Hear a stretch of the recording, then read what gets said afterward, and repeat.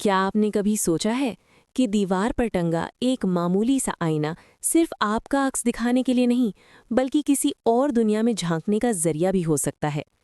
आज की कहानी आपको एक ऐसे ही खौफनाक सच से रूबरू कराएगी, जहां हकीकत और कल्पना की लकीरें धुंधली पड़ जाती हैं।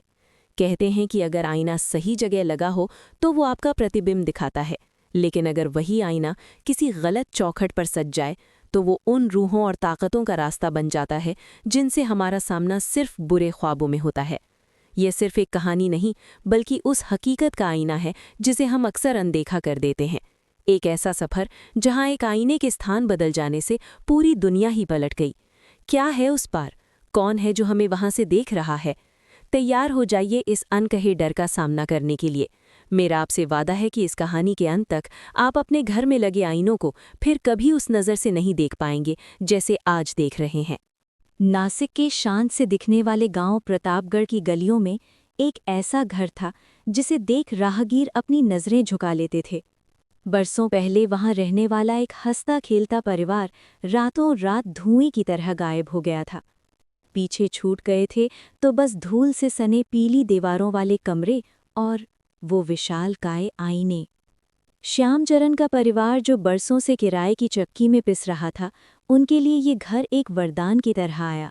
अपनी जमा पूंजी और सपनों को समेटकर जब श्यामचरण, भानुमति, रोहित, आरोही और नन्ही परीक्षा ने उस घर की चौखट लांघी, तो उन्हें नहीं पता था कि वे किसी घर में नहीं बल्कि एक जाल में कदम रख रहे हैं। घर की बनावट कुछ अजीब थी। हर दीवार पर आदमकद आईने लगे थे।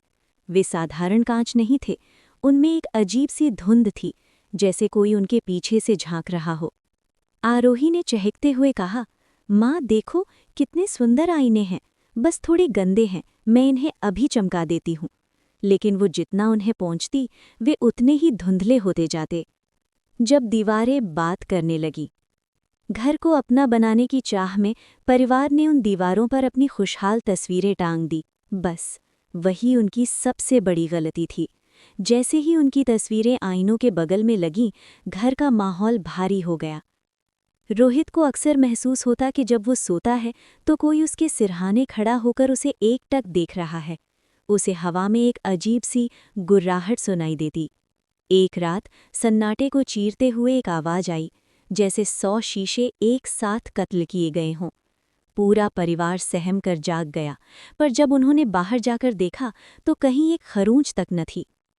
हमें लगा वो हमारा वहम है, पर वो आईने हमारी रूह को पढ़ रहे थे। अगली सुबह जब वे उठे तो मंजर खौफनाक था।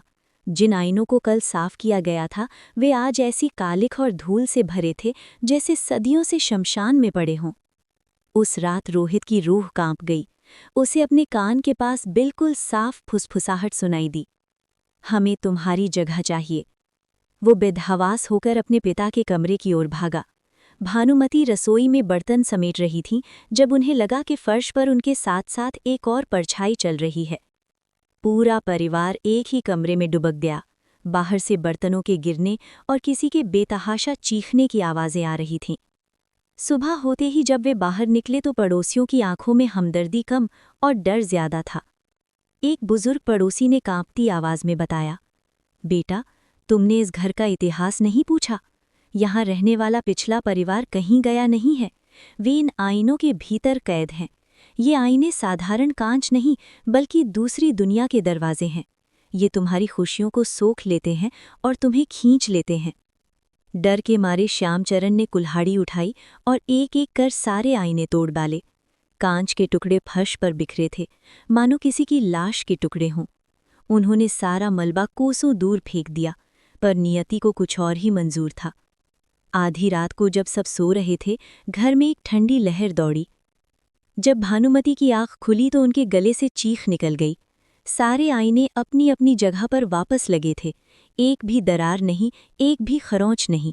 वे आईने अब और भी ज्यादा चमक रहे थे और उनमें इस परिवार की तस्वीरें धुंधली दिखाई दे रही थीं।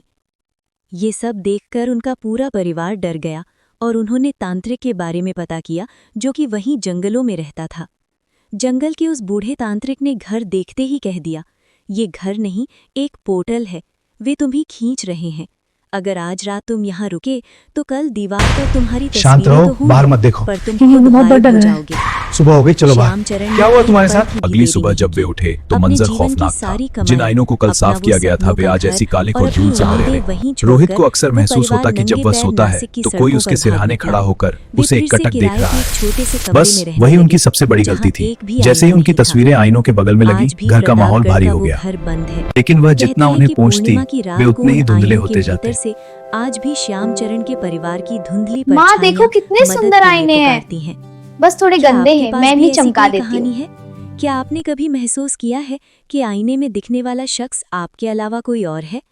घर की अगर आपके बनावट कुछ पास भी अजीब थी। ऐसी कोई रोंगटे वे खड़े साधारण कर कांच देने नहीं वाली थे। घटना है तो हमसे साझा करें। हम आपकी श्यामचरण कहानी का पर भी एक परिवार विशेष जो वीडियो बरसों से बनाएंगे। किराए की चक्की में कमेंट पिस में रहा था, बताएं, उनके क्या लिए आप यह इस घर घर में एक वरदान रात की तरह रुकने की आया। हिम्मत नासिक के करेंगे? शान से दिखने वाले गांव प्रतापगढ़ की गलियों में एक ऐसा घर था जिसे देख राहगीर अपनी नजरें झुका लेते थे।